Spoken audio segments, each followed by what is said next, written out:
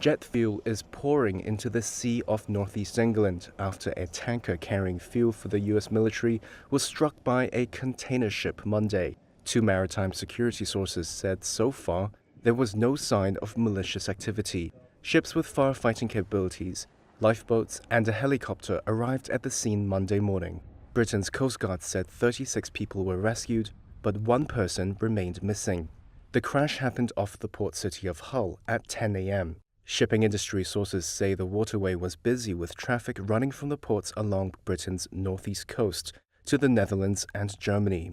The tanker, called the Stena Immaculate, is operated by U.S. logistics group Crowley. They said the vessel was anchored when it was struck by the Portuguese-flagged cargo ship Solong. The crash happened in daylight conditions. Speaking to Reuters, oceanographer Dr. Simon Boxall said it seemed avoidable. Now, there were reports of fog earlier, but modern ships have anti-collision systems, they have radar and so on. The Stena ship could have done very little about it. It couldn't have moved away because it was at anchor. It wouldn't have had time to respond by the time it got its engines warmed up and everything else. But the Solong should have avoided it, and it would be down to incompetence on behalf of Solong. There is no reason why, in the 21st century, two ships should collide.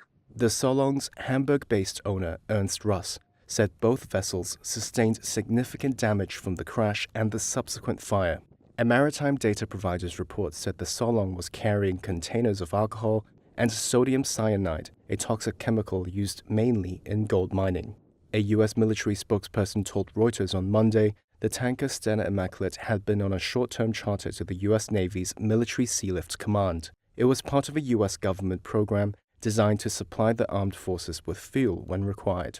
An insurance specialist said the pollution risk was lower than if the tanker had been carrying crude oil, but that would depend on the number of tanks breached and the severity of the fire.